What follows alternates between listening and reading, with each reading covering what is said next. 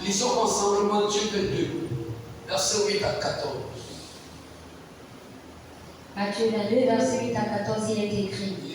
Alors il dit à ses serviteurs, les noces sont prêtes, mais les convives n'en étaient pas dignes. Allez donc dans les carrefours et appelez aux noces tout ce que vous trouverez. Ses serviteurs allèrent dans les chemins, rassemblèrent tout ce qu'ils trouvèrent méchant et bon. Et la salle de noces fut pleine de convives. Le roi entra pour voir ce qui était à table. Et il aperçut là un homme qui n'avait pas revêtu un habit de noces. Il lui dit, « Mon ami, comment es-tu entré ici sans avoir un habit de noces ?» Cet homme eut la bouche fermée. Alors le roi dit aux serviteurs, « Liez-lui les pieds et les mains, et jetez-le dans les ténèbres du dehors, où il y aura des pleurs et des grincements des dents. Car il y a beaucoup d'appelés, mais peu d'élus. » Car il y a beaucoup d'appelés, mais peu d'élus. Venons à ce qui vient de Jésus-Christ. C'est ce qu'on parlait d'un thème important, l'appel de Dieu. Amen. Amen. L'appel de Dieu. Oh, Saint-Esprit, merci. Nous parlons ce soir de l'appel de Dieu. C'est quoi un appel? Un appel est une invitation. Une invitation à quelque chose. Un appel est une invitation.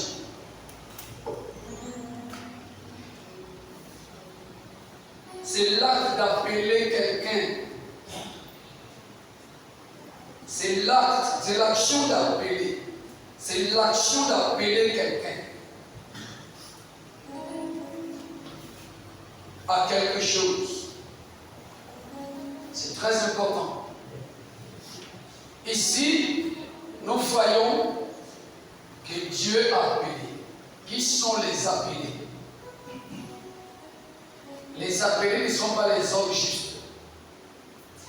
Les appelés ne sont pas les hommes honnêtes. Les appelés ne sont pas les hommes parfaits. Les appelés est composé des bons et des méchants. Amen. Amen. Les appelés de Dieu sont composés de bons et de méchants. Ce ne sont pas les hommes parfaits que Dieu a appelés.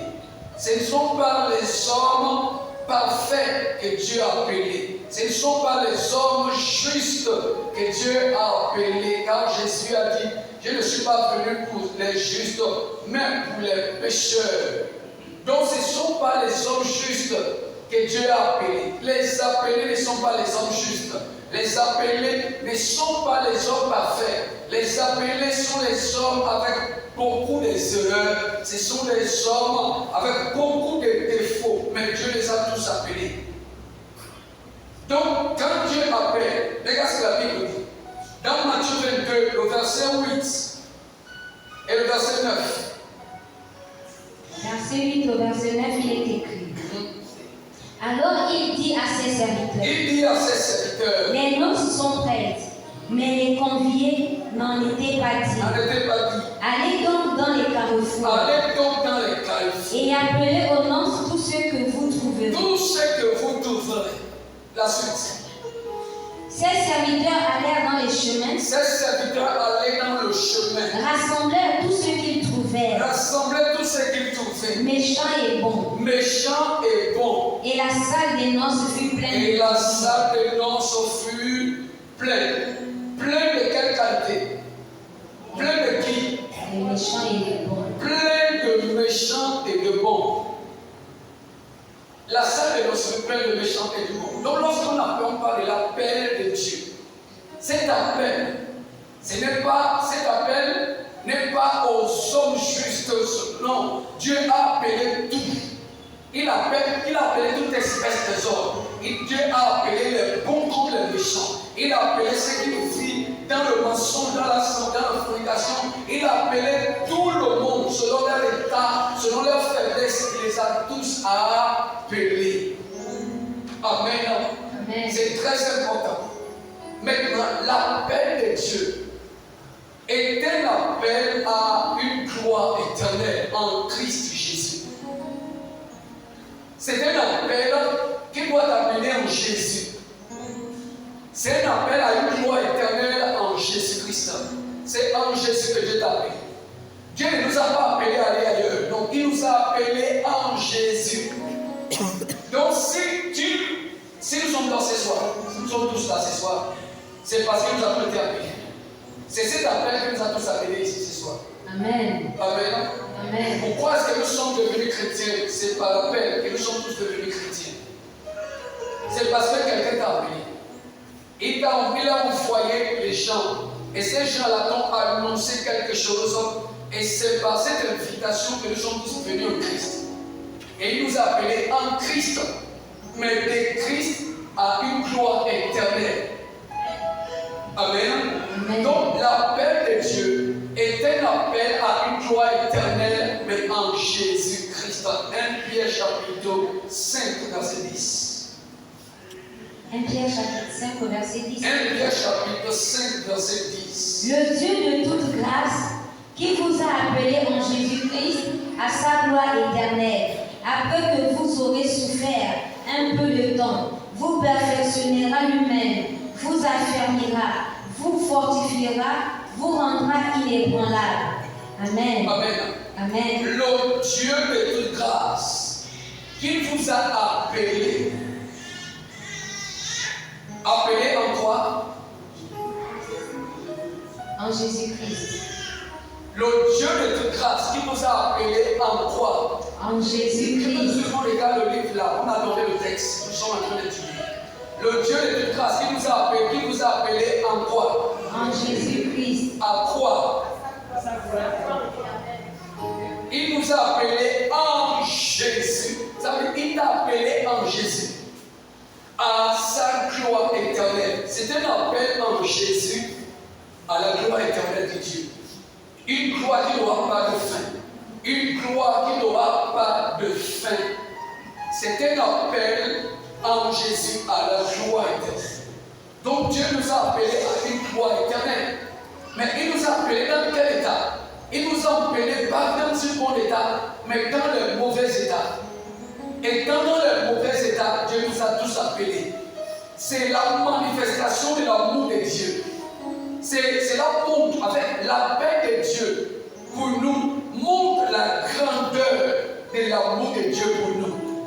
Cet appel montre la grandeur, la dimension de son amour pour nous. Il appelle les mauvais et les méchants, les mauvais, les hommes malhonnêtes, les menteurs, les fornicateurs, les gens qui ont vécu leur vie bizarrement. Mais il les a quand même tous appelés en Christ Jésus à une gloire éternelle. On va dire comment Dieu peut appeler les hommes bizarres à sa gloire éternelle? Oui, il les a appelés tous en Christ Jésus à sa gloire éternelle. C'est la manifestation de l'amour infini de Dieu. Amen. C'est l'amour, la grandeur de son amour. C'est un amour très grand et très puissant. Donc l'appel de Dieu nous appelle tous. Ça nous a tous appelés à une gloire éternelle. Amen. Deuxième chose, c'est un appel des morts à la vie. Donc l'appel de Dieu est un appel des morts à la vie. Qui sont les morts? Les morts d'abord, ce sont ceux-là qui ont leur âme séparée du souffle de la vie. Cette mort n'est pas d'abord une mort physique, elle est d'abord spirituelle. Et quand Dieu appelle les hommes, Dieu les appelle de la mort à la vie. Amen. Amen. Genèse chapitre 2. Lisons le verset 17. Il est écrit: mais tu ne mangeras pas de l'arbre de la connaissance du bien et du mal, car le jour où tu en mangeras, tu mourras. Le jour où tu commettras ce péché, cet acte de désobéissance, tu mourras. Genèse chapitre 3, verset 7. Verset 6. Au verset 6, il est écrit: la femme vit que l'arbre était bon. La femme vit que l'arbre que Dieu a dit qui vous tuera. La femme vit que cet arbre était bon à manger et agréable à la vue. Et bon à la vue. Et qu'il précieux pour ouvrir l'intelligence. Elle prit de son fruit Elle prit de son fruit et en mangea. et en mangea. Elle en donna aussi Et à son en mari, donna aussi à son mari. qui était auprès d'elle, et ils en mangea. Est-ce que Dieu a dit que le jour où tu le mangeras, tu mourras? Amen. Et maintenant, voici qu'ils l'ont mangé. Et après qu'ils l'ont mangé, nous avons constaté qu'ils n'étaient pas morts physiquement, mais spirituellement, ils étaient morts. Amen. Pourquoi? Parce que leur âme était séparée de la source de la vie. Leur âme était séparée de Dieu. Et à partir du moment où l'âme est séparée de Dieu, mes frères, c'est une mort éternelle. Amen. Alors l'homme a perdu cela. Maintenant, les gars, c'est qui dit Romains chapitre 3, verset 3. Romains 3, verset 23. Romains 3, verset 23, il est écrit. Car tous ont péché et sont privés de la gloire de Dieu. Regarde, l'appel de Dieu était un appel à une gloire éternelle. Mais la Bible dit car tous ont péché. Pourquoi? Parce que tous ceux qui naissent de cette nature, Adam, naissent dans le péché. Amen. Tous ceux qui sont nés de la chair sont des pécheurs. Et plus que tous ont connu cette nature pécheresse, ils sont tous privés de sa gloire éternelle. Mais par l'appel de Dieu, il a appelé ces hommes morts. Tous ceux qui étaient séparés de la vie, il les a tous appelés à la vie. Amen. Par son appel, l'appel de Dieu est un appel qui appelle à la vie. Écoute ceci. Jean chapitre 5, verset 25. Jean chapitre 5 au verset 25. Au verset 25, Il est écrit. il est écrit. En vérité, je vous le dis. Je vous le dis, L'heure vient, l'heure et vient, elle est déjà venue, et elle est déjà où venue, les morts entendront la voix du Fils où de les Dieu. morts entendront la voix du Fils de Dieu. Et ceux qui l'auront entendu Et ceux qui l'auront entendu, vivront. est-ce que cette voix appelle à la vie? Amen. Est-ce que c'est une voix qui appelle le mort à la vie? Amen. Oui, c'est une voix qui appelle le mort à la vie. L'appel de Dieu nous a appelés de la mort à la vie. Amen. Nous qui étions les pécheurs et les méchants, mais par l'appel de Dieu, ces pécheurs et ces méchants sont parvenus à une liberté, une délivrance de la prise de la mort et sont parvenus à une vie éternelle. Amen. L'appel de Dieu, mes frères. On dit, tu as un appel. Oui. Si tu n'as pas un appel, tu ne peux pas être là. Amen. Le fait que tu sois là révèle que tu as un appel. Et c'est cet appel qui t'a appelé. Mais dis-moi ça fois, pourquoi cet appel? Pourquoi Dieu t'a appelé? Dieu ne nous a pas d'abord appelés parce qu'on doit d'abord se marier, on doit gagner la voiture, on doit acheter les terrains. Non, mes frères, ce n'est pas cela que Dieu nous a appelés. Ces choses-là, Dieu le donne. Mais il nous a appelés à quelque chose de plus précieux que ça. Quelque chose de plus important que ça. Dieu nous a appelés aux choses plus grandes que ça. Il nous a appelés de la mort à la vie. Il nous a appelés de la malédiction à la bénédiction. Ça, c'est ce que Dieu nous a appelés. Le fait d'avoir répondu à l'appel de Dieu, tu es sorti de l'emprise de la vie, de l'emprise de la mort à la vie. Amen. Et la mort n'a plus le pouvoir sur toi. Parce que le fait de répondre à l'appel de Dieu te donne une délivrance. Amen. Ça te délivre de l'emprise de la mort. Amen. Ça te délivre de la malédiction. C'est très important. Donc l'appel de Dieu est un appel de la mort à la vie. Autre chose, c'est un appel de la condamnation à une justification gratuite. Amen. Là où tu es condamné, on dit dans ta vie, tu ne feras jamais ceci, tu ne connaîtras jamais cela. Dans ta vie, tu n'expérimenteras jamais de telle chose. Dieu t'a appelé pour que cette condamnation prenne fin dans ta vie. Amen. Donc l'appel de Dieu est un appel à la condamnation, à une justification gratuite. Amen. Pourquoi? Parce qu'il t'a connu d'avance. Dieu ne t'a pas appelé pour t'appeler. Si Dieu nous a appelés, c'est parce qu'il nous a connu d'avance. Amen. Amen. Si tu es là, c'est parce que Dieu t'a connu d'avance. Et plus qu'il t'a connu d'avance, il t'a appelé pour te justifier gratuitement. Plus que quelqu'un a payé le prix pour que toi tu sois plus condamné. Alors l'appel que Dieu t'a appelé est un appel de la condamnation à la justification gratuite de Dieu. Amen. Romains chapitre 8, verset 30. Romains chapitre 8 au verset 30, il est écrit. Au verset 30. il est écrit.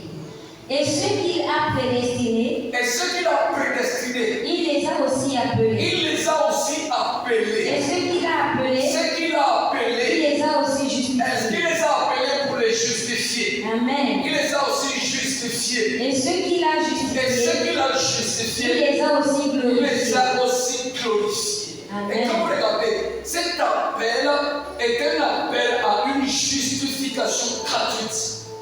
On justifie celui face à qui se trouvent beaucoup des accusations. Amen. Soit il est condamné, soit on le déclare coupable, soit on le déclare innocent. Amen. Et devant nous, il y a beaucoup des accusations qui ont été déposées devant nous. C'est pourquoi la Bible dit, l'accusateur de nos frères, il les accuse jour et nuit. Et la plupart de ces accusations, nous sommes en réalité coupables de ces choses parce que tu es né dans une famille où ces choses ont été faites. Et puisque tu fais partie de cette famille-là, tu es aussi coupable de ces choses. Amen. Et quand tu es coupable, alors l'ennemi peut mettre la main sur toi et en faire de toi ce qu'il veut parce que tu es coupable. Quand quelqu'un est coupable, on peut le jeter en prison sans que personne ne bouge. Quand quelqu'un est coupable, on peut l'enfermer dans une prison sans que personne ne soit capable de le délivrer. Amen. Mais quand quelqu'un est justifié, dans ta condamnation, quelqu'un t'a appelé hors de cette condamnation à une justification gratuite. Amen. C'est qu'auparavant, tel péché et la vie que nous avons menée nous a donné accès au diable. Et nous avons été jetés d'une manière et d'une autre dans une prison où les gens ont du mal à réaliser leur carrière. Amen. Mais un jour, on t'a appelé depuis ta prison et tu te retrouves dehors. Amen. Sans savoir ce qui se passe. C'est que derrière toi, il y a eu un procès te concernant. Et quelqu'un s'est présenté au tribunal en disant, c'est pourquoi vous l'avez condamné, c'est moi qui l'ai fait. Oui. Donc libérez-la, il faut qu'elle soit libérée. Et on condamne la personne, et toi tu entends seulement Jessica Umbadou. Oui, c'est moi, c'est toi. Appelez vos amis. Toi qui as été condamné aux années dans la prison. Jessica Umbadou, c'est qui? C'est moi. Un appel. On appelle Jessica Umbadou. Qui l'a appelé? Il ne sait même pas qui l'a appelé. Mais il entend seulement la voix qui dit, sors de là, tu es libre. Amen. Et il ne conserve pas d'argent. Et il sort de sa prison. Et quand il sort, il regardait et il voyait tous les agents pénitentiaires. Personne ne lui demande quoi que ce soit. Il posait le bagage et il sort. Oh, mais je ne me demande rien du tout. Mais je sors. Il met à la porte, il regarde sur la porte. Peut-être que quelqu'un va lui demander, tu vas où? Mais personne n'a osé lui demander quoi que ce soit. Juste là, il dit non, il dit non. Et puis il est tout de même encore en prison. Je suis en train de partir. Est-ce que je peux partir? C'est la seule là, comme le regarder, personne n'a rien dit. Personne ne parle. Si tu veux partir, tu pars. Et si tu es habitué à rester ici, reste ici avec nous, il n'y a pas de problème. Il dit non, je ne peux pas rester ici. Mais on m'a condamné pour 20 ans en prison. Mais on m'a appelé sur une j'ai entendu une fois qu'il était sorti. Mais si la voix est sortie, on sortit. Amen. Et il sort. C'est l'appel à une justification gratuite. Amen. C'est l'appel de la condamnation à une justification gratuite. Amen. Romains chapitre 3, verset 24. Romains chapitre 3, verset 24. Verset 24. Il est écrit. Et ils sont gratuitement justifiés par sa grâce. Et ils sont gratuitement justifiés par sa grâce. Par le moyen de la rédemption qui est en Jésus. Par le moyen de la rédemption qui est en Jésus-Christ. L'appel de Dieu dans ta vie, ma soeur, est un appel. C'est un appel à une justification gratuite. Et à partir du jour où Dieu a répondu à cet appel, tes condamnations sont effacées. Amen. Parce que c'est un appel à une justification gratuite. Et à partir du jour où Dieu a décidé de répondre dans cet appel, sache que tu dois savoir que tes condamnations, tout ce qui t'a condamné, tout ce qui a été dit, tout ce qui a été écrit à ton sujet, tes casiers judiciaires est blanchi par le sang de celui qui a payé le prix à la croix. Tout a été blanchi et il n'y a plus rien qui est écrit contre toi. Ce casier judiciaire a été blanchi. Amen. C'est pourquoi la Bible dit dans Colossiens chapitre 2, le verset 14 à 15, en disant qu'il a effacé là dont les ordonnances nous condamnaient et qui subsistaient contre nous. Il a détruit cela, le clouant à la croix. Il a dépouillé les dominations et les autorités. Il les a livrés publiquement au spectacle, triomphant des par la croix. Amen. Donc il a effacé tout un casier judiciaire spirituel, tout a été blanchi et effacé à cause de la paix dont Dieu tient de nous.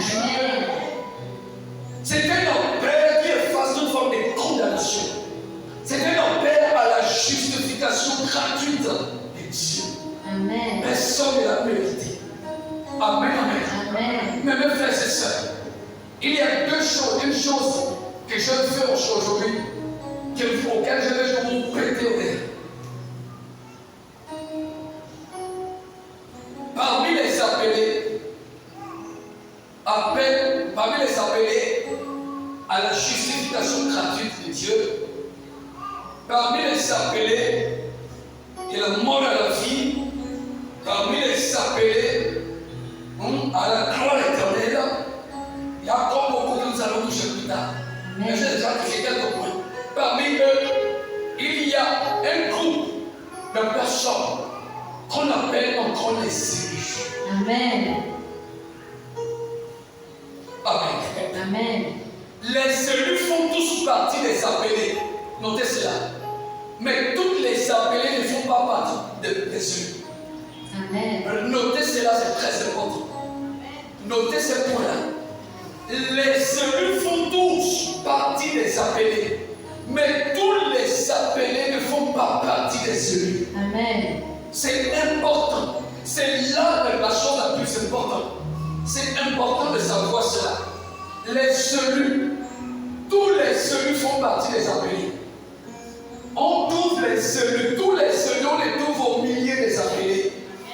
Mais on ne trouve pas tous les appelés au milieu des élus.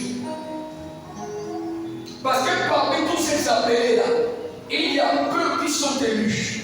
Amen. Et les élus, ce sont ceux qui hériteront le royaume des cieux. Amen. Les appelés ont eu la grâce sur terre, mais ils n'ont pas saisi la grâce. Ils ont connu la grâce. Les appelés ont connu vraiment la grâce. Les appelés ont été vraiment tous visités.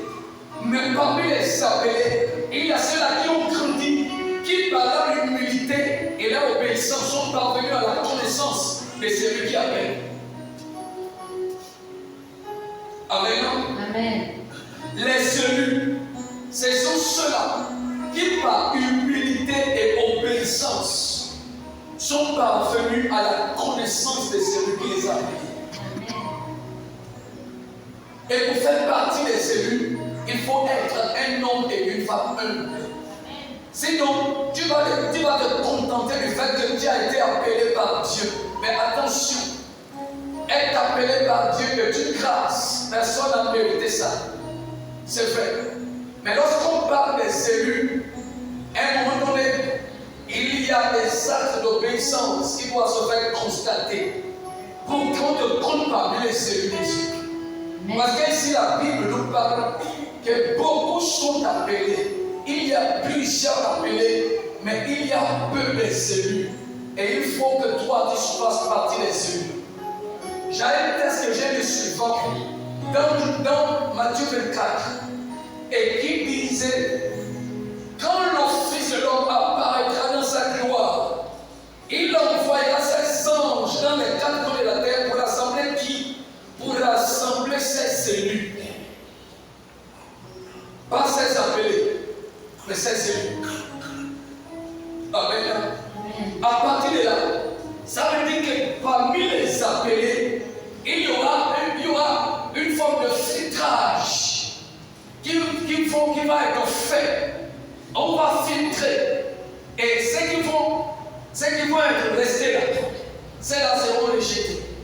Mais quand le filtrage va être fait, tout ce qui est passé au niveau supérieur, ce sont ce qu'on appelle les élus. C'est ceux-là que la Bible, c'est ça là que le ciel va prendre. Amen. C'est quoi là, Jésus, quand il parlait, il dit le royaume des cieux est semblable aux pêcheurs de poissons qui, après avoir amassé toute espèce de poissons, ont fait le triage de poissons et ont pris ceux-là qui étaient importants pour eux et ont rejeté les autres. C'est ça la paix de Dieu. Amen. Amen. Amen. Que ces paroles vous réveillent la conscience. Amen.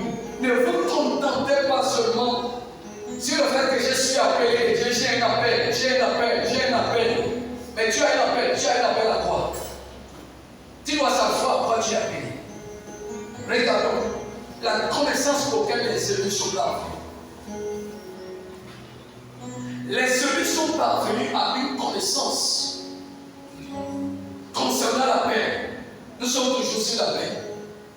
Parce qu'on a grandi, on compris quelque chose d'important.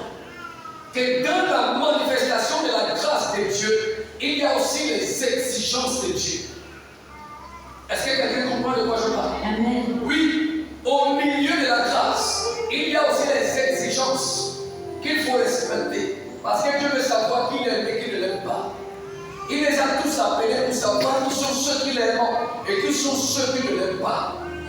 Il a tout appelé. Personne n'est qualifié. Personne n'est digne de l'appel de Dieu. C'est une grâce de Dieu. Dieu t'a appelé.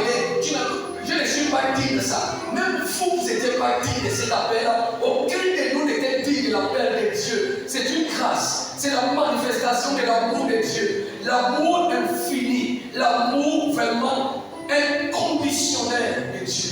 Amen. Mais maintenant, dans cet appel, il y a des principes qu'il faut respecter. Amen. Pour faire partie des élus.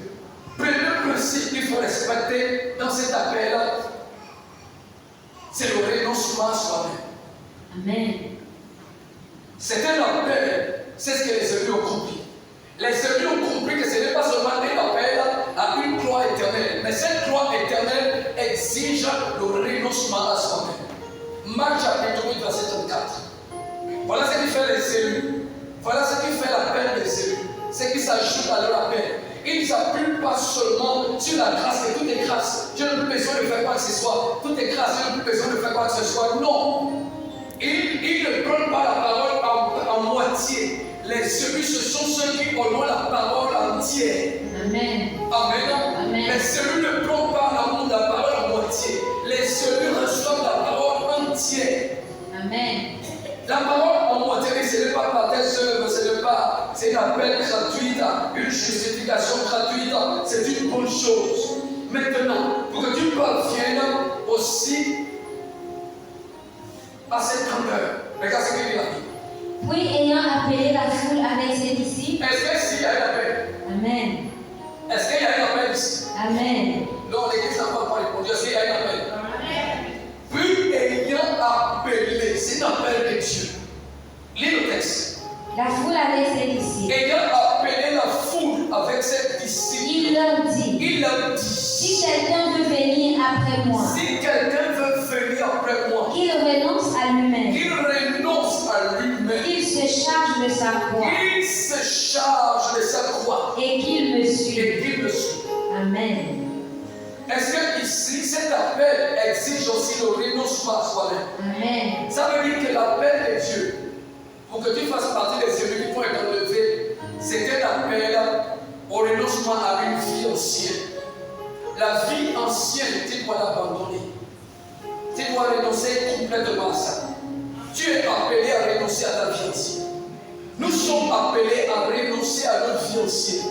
Nous sommes appelés à renoncer à notre manière de vivre ancienne. Amen. Nous sommes appelés à renoncer à notre façon de juger les choses auparavant. Amen. Nous sommes appelés à renoncer à notre manière de parler auparavant. Nous sommes appelés à renoncer à la manière dont nous nous comportons auparavant. Amen. Nous sommes appelés à renoncer à notre caractère qui n'était pas digne de Dieu Dieu auparavant. Amen. Nous sommes appelés à renoncer à ces choses. Amen.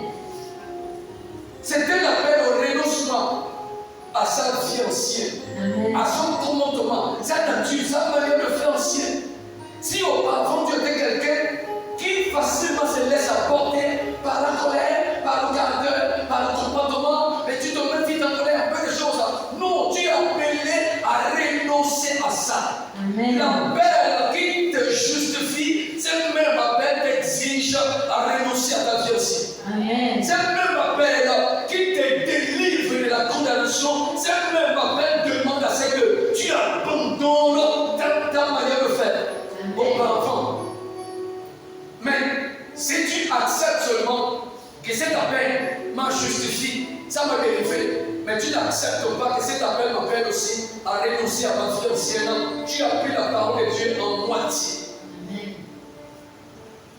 Et quand on prend la parole à moitié, pour laisser le reste, vous donnerez accès au diable. Quand on ne prend pas cette parole de façon complète, on restera enfant dans le Seigneur. Amen. Amen. Amen. On va rester enfant. On ne peut pas grandir. Parce que le côté qui fait grandir, mes frères, le côté qui fait grandir, ce n'est pas le premier côté que je vous ai annoncé. C'est le premier côté là. Ça n'a pas besoin de foi de quelqu'un. Ça ne dépend de personne. L'appel de la foi, de la mort à la vie ne dépend pas de toi. Il suffit que tu acceptes Jésus, tu es passé de la mort à la vie. L'appel de la condamnation à la justification, suffit que tu acceptes Jésus, tu es passé d'une condamnation à une justification. Tout ça ne dépend plus de toi, ça se fait automatiquement. Mais quant à la grandeur spirituelle, c'est un appel au renoncement à soi-même. Celui-là exige un effort de ta part. Amen. Amen. Amen. Oui, celui-là demande un effort de ta part. Et les élus, ce sont ceux qui acceptent de renoncer à eux-mêmes pour plaire à Dieu. C'est ceux-là qui deviennent les élus. Ils ne sont pas comme le serpent, ils sont comme le papillon. Amen. Vous savez, Jésus, quand il parlait aux pharisiens, il a dit aux pharisiens, race de vipères, comment échapperez-vous à la colère de Dieu? Pourquoi il les appelle race de vipères? Parce que ce sont des personnes qui changent leur apparence physique, mais qui ne changent pas leur apparence intérieure. Un serpent, quand il voit que la peau a un peu trop vieilli, au lieu de changer son intérieur, non, il va changer la peau et il se débarrasse de cette vieille peau. Et quand tu le vois, tu vas penser que c'est un serpent, c'est un jeune serpent, alors que c'est un vieux serpent qui est là. C'est seulement parce qu'il a changé la peau et il n'est pas pris comme il fait. Il a changé la peau, une sainteté extérieure, mais pas une sainteté intérieure. Il n'a pas changé, c'est toujours le même serpent qui est là. Il a juste changé sa peau. Mais quand le papillon, le chenille, lorsqu'il part, se met, il quitte le chenille, quand il se cache, dans là où il se cache, dans son palmier ou le coq qui se cache, il se transforme complètement en papillon et il quitte de la nature terrestre pour la nature céleste et il s'envole en nature céleste. Mais le serpent ne change pas, il est toujours où il est, mais il change la peau, il change l'apparence physique, qu'on le voit qu'il est déjà nouveau, mais à l'intérieur, c'est toujours le même serpent. C'est pourquoi Jésus a dit, pour race de vipère, je ne sais pas comment étant race de vipère vous échappera. Parce que le changement dont Dieu demande, ce n'est pas un changement extérieur, mais c'est le changement intérieur. Amen. Et le changement intérieur va aussi se refléter finalement dans tout ton être. Amen. Tu dois quitter la nature terrestre pour manifester une nature céleste. Amen. Les hommes qui ont accepté de donner entièrement leur vie à Jésus. Mes frères, c'est important de comprendre cela. Donc ici, le même appel de la vie, de la mort à la vie, c'est le même appel aussi. Et un appel qui appelle à la sanctification. Amen. Regarde, c'est l'appel de Dieu. Déjà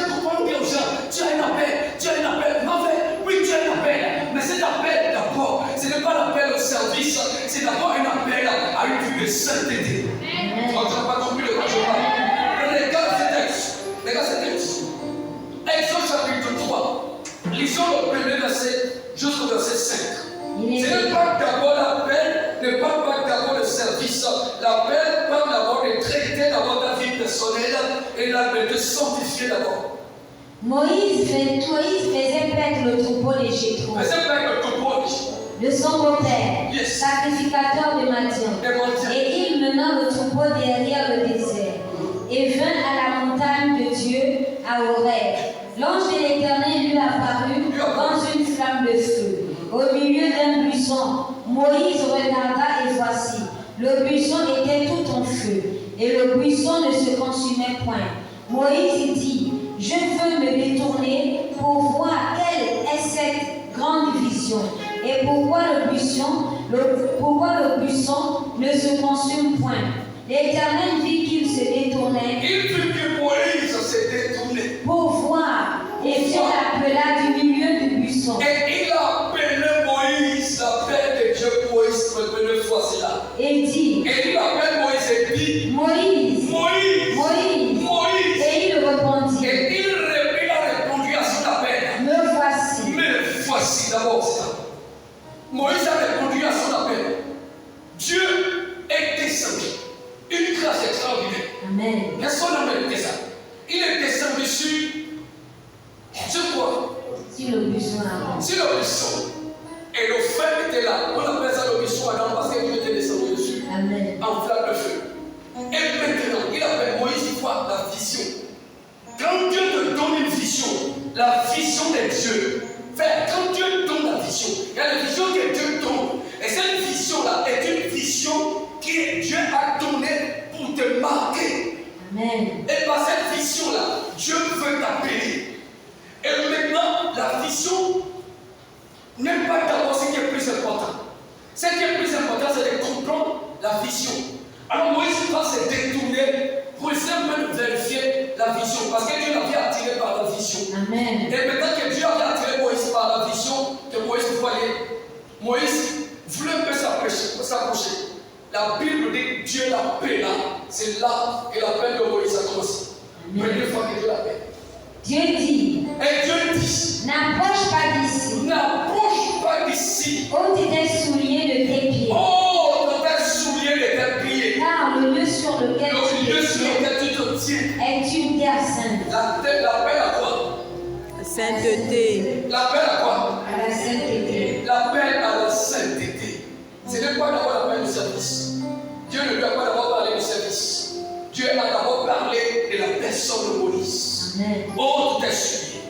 Parce que le lieu où tu te tiens est un lieu saint. Ça veut dire que Dieu voit que non, tu dois d'abord enlever. Tu dois enlever d'abord le péché. Oh, tout est souillé. Tu dois d'abord enlever ta conduite ancienne. Tu dois changer ta façon, ton ancienne façon de marcher. Tu dois d'abord changer. Tu dois enlever d'abord ça. Amen.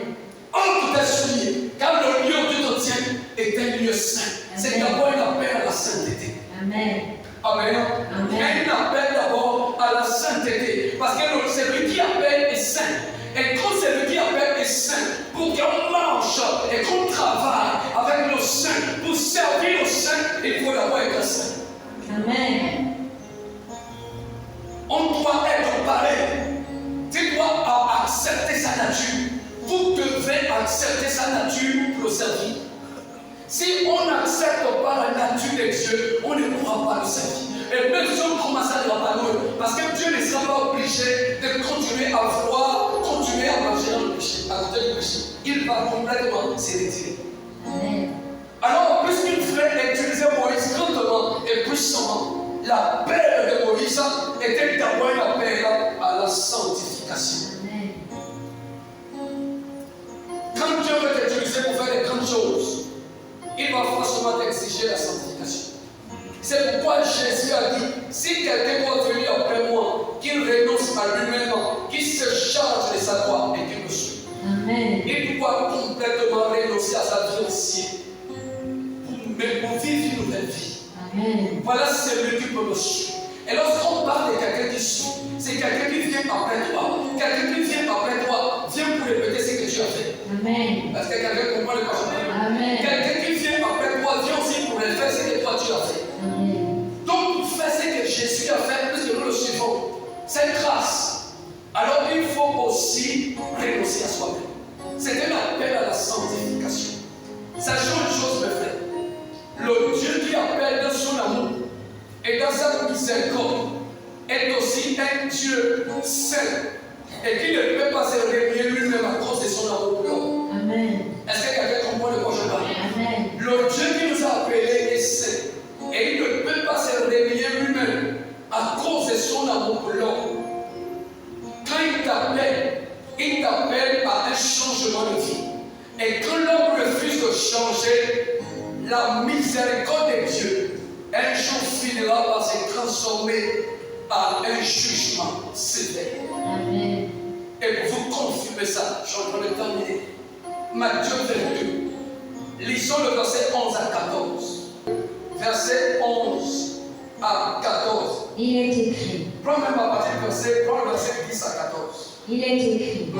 Ses serviteurs allèrent dans les chemins, rassemblèrent tout ce qu'ils trouvaient, Rassemblez tout ce qu'ils trouvaient. méchants et bons. Méchants Et et la bons. salle des convives fut pleine de Vous convives. avez plein de personnes qui sont venues. Le roi entra pour voir Le roi entra pour voir ceux qui étaient à table. ce qui était à table. Et il aperçut là un homme Il aperçut là un homme, qui n'avait pas revêtu un habit de noces. un habit de noces. Il lui dit, Et il lui dit, mon ami, mon ami, comment es-tu entré ici comment es-tu entré ici sans avoir un habit de sans noces? avoir un habit de noces? Cet homme eut la bouche fermée. Il eut la bouche fermée. Alors le roi dit au Il serviteur, dit au serviteur, liez-lui les pieds et les mains et jetez-le dans les ténèbres du dehors, où il y aura des pleurs et des grincements des dents.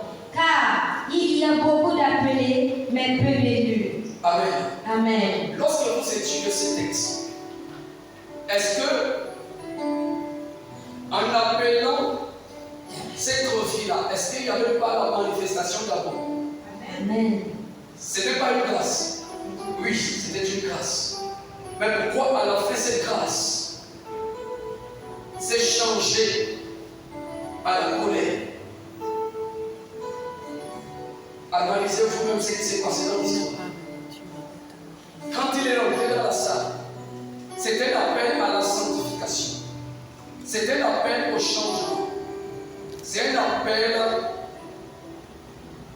qui permet de savoir qui sont les ceux qui veulent être sauvés ou pas. Mais quand il est rentré dans la salle, tout le monde qui sont venus là-bas se sont déjà révertis avec les noces. Sauf un homme qui restait toujours avec les mêmes habits. Tous ceux qui sont venus ont porté déjà l'habit de noces. Mais il y a quand même les deux. Il y a une catégorie parmi eux. Il y a là une catégorie qui sont restés les mêmes et qui n'ont pas changé. Amen. Les mêmes natures, les mêmes comportements, les mêmes caractères, les mêmes façons de faire, les mêmes choses. Il est toujours dans la salle de noces. Il a refusé d'abandonner ce qu'il était venu avec pour porter ce qu'on donne ici. Parce que pour entrer dans une salle de noces, il faut avoir la vie de noces. Maintenant, si tu dis non, moi je ne veux pas, les serviteurs vont te laisser parce qu'ils ne vont pas te forcer. C'est ce que pourquoi les pasteurs ne forcent personne à l'église, mais ils les enseignent et donnent les instructions. Mais on n'est pas fait pour forcer Dieu. Amen. Il y a quelqu'un qui est le juge de tous. Et c'est celui-là qui va juger chacun. Et maintenant, quand il va rentrer dans la salle, il va constater les hommes qui ont respecté les règles. Il va constater les femmes qui ont été humbles, obéissantes et soumises. Et il va aussi constater une catégorie rebelle et qui ont les cœurs endurcis, qui ont refusé de changer leur comportement, leur conduite et leur manière de faire. Et il va dire, attends, qu'est-ce que toi tu fais ici si tu n'es pas prêt à changer? Comment penses-tu que toi tu peux rentrer dans le noce si tu n'es pas prêt à changer? Il ne pouvait pas parler. Il n'avait rien dit. Il dit, liez-le les pieds et les mains et jetez-le dans les ténèbres des dehors. Là où il y aura les pleurs et les graissements des dents. L'appel que qui fait de la condamnation à la justification. C'est le même appel qui fait que le plan de tes ennemis ne plus le pouvoir sur toi. C'est ce même appel qui fait que même les sorts qu'on te jette ne t'atteignent plus. C'est ce même appel qui fait que tous les projets qui font tes ennemis dans le secret ne t'atteignent plus. Mais ce même appel exige que tu changes. Amen. Parce qu'il y a une fin. Cet appel va terminer quelque part. Amen. C'est un appel à une gloire éternelle de Dieu. Amen. Et pour parvenir à la gloire éternelle, il te faut ôter d'abord et enlever ta nature au ciel pour te revêtir d'homme nouveau. Cet homme nouveau-là, c'est ce qu'on appelle la vie de noces. Amen. La vie de noces, c'est l'homme nouveau. Qu'on dit dépouillant-vous des veillants. Regarde ce que la Bible dit. Éphésiens chapitre 4. Lisons à partir du verset 24. Il est écrit. On prend à partir du verset 22. À partir du verset 22. Oui. Eu égard à votre vie passée. Voilà ce que cet homme n'avait pas fait. Cet homme n'avait pas eu égard à sa vie passée. Il avait conservé son ancienne vie, son comportement, sa nature ancienne. Voilà ce qu'il n'avait pas fait. Or, c'était une exigence. Eu égard à votre vie passée. Eu égard à votre vie passée. Du vieil homme qui se corrompt Qui se corrompt par les convoitises trompeuses. par les convoitises trompeuses. À être renouvelé dans l'esprit de votre À intelligence. être renouvelé dans l'esprit de votre intelligence. Et à revêtir l'homme Et nouveau. à revêtir la vie de noces. Créé selon Dieu. L'homme nouveau créé selon Dieu. Dans la justice Dans la justice. et une sainteté Et qui une produit la vérité. sainteté qui produit la vérité. Amen. C'est ce que cet homme n'avait pas fait. Amen. La vie de noces, c'est une vie juste et sainte que la vérité produit dans la vie des chrétiens. Amen. Ça dit qu'on te prêche la vérité. Cette vérité-là t'amène à avoir une vie qui est sainte et juste devant Dieu. C'est cette vie-là qu'on appelle la vie de noces. Amen. Quand tu n'as pas ça, tu finiras par avoir un problème avec Dieu dans les religions. Amen. Tu vas être rejeté par Dieu. Quand tu n'as pas ça, tu vas être rejeté par Dieu. Aujourd'hui, tu vas jouir de son amour. Tu vas jouir aujourd'hui de sa grâce. Tu vas jouir de sa puissance. Mais le jour où tu quitteras ce monde, il te rejettera. Amen. Il rejettera tous ceux qui ont refusé de se revêtir de la vie de noces. Amen. Et lorsqu'on parle de la vie de noces, c'est une nature de sainteté et de justice et la vérité produit.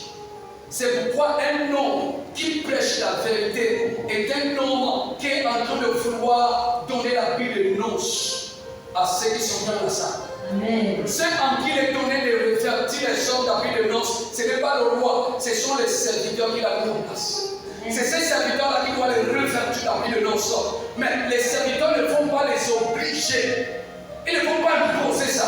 Mais il faut exhorter et enseigner et montrer aux crevés qui viennent la nécessité de porter cet habit. Mais si parmi eux, il y a ceux qui refusent de changer, les serviteurs ne peuvent rien faire contre eux. Amen. C'est un choix. C'est pourquoi quand le roi va venir lui-même et va regarder par leur habit de noces, par leur comportement nouveau, par leur manière de vivre nouveau, il va voir leur humilité et leur obéissance. Et maintenant, par le même comportement ancien, il fera la rébellion et la désobéissance de ceux qui ont refusé de changer. Amen. C'est pourquoi, mes frères, en voyant toute cette vérité, tu dois accepter de parvenir Amen. à cela. Fais-toi partie des élus. Ne t'arrête pas sur le fait que tu fais partie des appelés. Tous les appelés ne font pas partie des élus. Mais tous les élus font partie des appelés. C'est au milieu des appelés qu'on trouve les élus. Mais c'est au milieu des appelés qu'on trouve les élus. Amen. Amen. Mais tous ceux qui sont appelés ne se retrouvent pas au milieu des élus. Mais tous les élus se retrouvent au milieu des appelés. Mais les appelés ne se retrouvent pas tous au milieu des élus. Amen. Tous peuvent être ici, vous pouvez être ensemble. Les élus peuvent être faits. Mais ils sont tous au milieu des appelés. Amen. Mais tous les sens sont les appelés de Dieu. Mais les élus peuvent être faits. Les élus peuvent être 30. Mais les 30 là sont au milieu de tous les appelés. Mais tous les appelés ne font pas partie de ces 30. Amen. c'est un choix. La vie est en contrepartie. L'Église est faite pour préparer le peuple de Dieu à la rencontre de Jésus. Amen. Amen. Et ce message finira par nous conduire sur un autre message qui va parler de l'enlèvement. Pourquoi? Parce que les élus sont ceux qui vont être enlevés. Mais c'est cette large journée. Mais ça va nous amener là. Fais-toi partie des élus, ma soeur. Accepte de te lever d'un appui de noces. Dépouille-toi des habits. Enlève les vieux habits que tu as auparavant quand Dieu t'a appelé. Dieu nous a tous appelés avec nos vieux habits. Mais quand on arrive, quand on répond à cet appel, il exige à ce qu'on enlève ce qui est ancien pour obtenir ce qui est nouveau. C'est à partir de là qu'on peut maintenant servir. Parce que c'est aussi un appel au service. Et nous allons voir ça dans notre vie. Mais avant qu'il ne soit un appel au service, c'est d'abord un appel à la sainteté. Il a appelé Moïse. Et quand Moïse a voulu s'approcher de lui, il a dit, allez-toi là. Le lieu où tu te tiens est un lieu saint. Tu dois d'abord enlever tes souliers. Tu dois enlever les choses de ta vie. Tu dois enlever ça de ta vie. Tu dois enlever ta conduite ancienne. Tu dois enlever ceci. Tu dois enlever cela.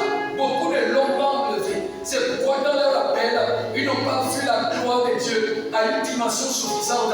Parce qu'ils ne pouvaient pas trop s'approcher de Dieu. Or la Bible dit, approchez-vous, pierres jetées. Nous devons être capables de s'approcher. Mais on ne peut pas s'approcher à cette montagne de Sion si nous ne refusons de changer. Parce qu'à un moment donné, il va t'empêcher d'être trop proche de lui. Puisqu'il y a une nature qui ne peut pas accepter trop proche de lui.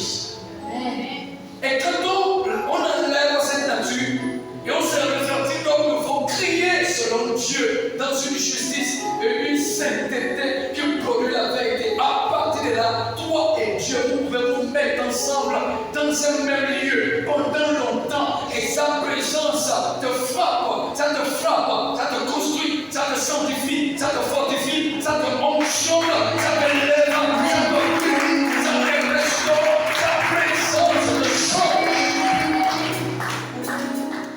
ça te délivre et ça fait de toi une bénédiction pour ta génération. Les nations ne sont pas en train de chercher les appelés.